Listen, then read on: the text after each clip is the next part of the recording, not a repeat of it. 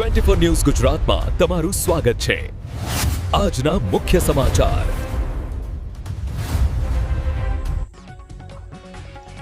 Dantiwada ચંદીસર highway canal પર પુલ પર Bolero ગાડી ચડી ગઈ, સલામતીના પ્રશ્નો ફરી સામે।